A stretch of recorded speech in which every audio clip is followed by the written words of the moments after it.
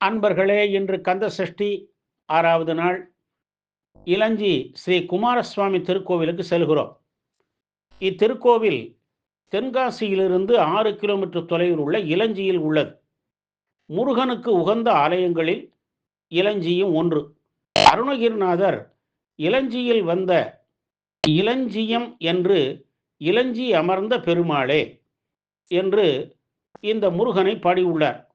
திருச்செந்தூர் புராணத்தில் இலஞ்சி முருகனை பற்றி தேவர் மூவராவது நாமே என்று தொடங்கும் பாடல் இந்த முருகனை புகழ்கிறது. வரதராஜகுமாரர் என்னும் முருகனை கூறுகிறது. வேண்டுவோருக்கு வரம் கொடுக்கும் வள்ளல் என புகழ்கிறது. கபிலரும் துர்வாசரும் வாதம் புரிந்த போது துர்வாசர் முருகனை நோக்கி துதிக்க மும்மூர்த்திகளும் நானே என முருகன் சாட்சி அளித்தார். அவர்களின் ஐயங்களையும் போக்கினார். ரிஷிகளின் வேண்டுதலுக்கு இணங்கி முருகப்பெருமான் இங்கு எழுந்தருளி உள்ளார். இலஞ்சி என்னும் சொல்லுக்கு ஏரி, குளம், மடு, பொய்கை, மகிழமரம் என பல பொருள்படும். இங்கு ஊரை குறிக்கும் பெயராக விளங்குகிறது. ஐப்பசி கந்த சஷ்டி திருநாளில் முறையே அயன், அரி, அரண், மகேஸ்வரன், சதாசிவன் 5 நாட்கள் கோலம் தாங்கிய முருகன் 6வது நாள் வெள்ளிமயில் ஏறி சூரசம்ஹாரம் செய்கிறார். அகத்தியர் இருவாலக நாயகர் என்னும் திருப்பெயரில் ஸ்தாபிக்கப்பட்ட லிங்க மூர்த்தத்தில் ஈசன் இங்கு அருளுகிறார். குழல்வாய் மொழியம்மை என்னும் திருப்பெயரோடு அம்பாள் அருளுகிறாள். குற்றாலத்திற்கும் முற்பட்ட தலம் இது.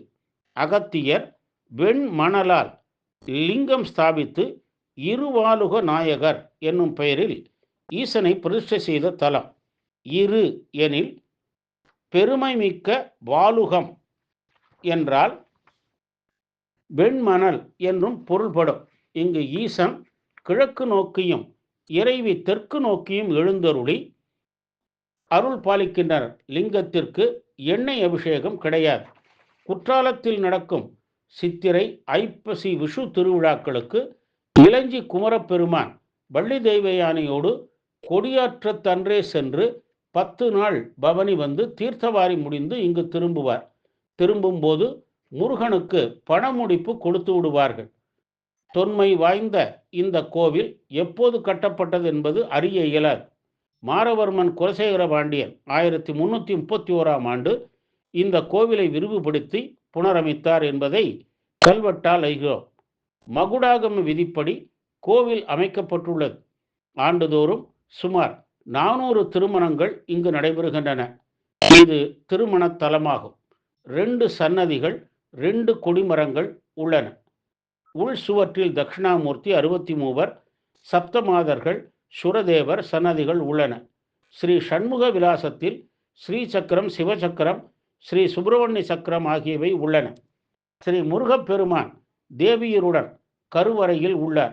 சித்திரை 10 நாள் விழா, கந்த சஷ்டி, தைப்பூசம், வைகாசி விசாகம், ஆடி கார்த்திகை, நவராத்திரி, திருக்கார்த்திகை, மகாசிவராத்திரி போன்றவை விழா நாட்கள்.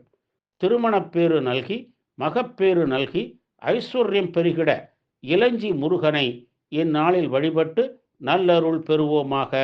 வெற்றிவேல் வீரவேல்.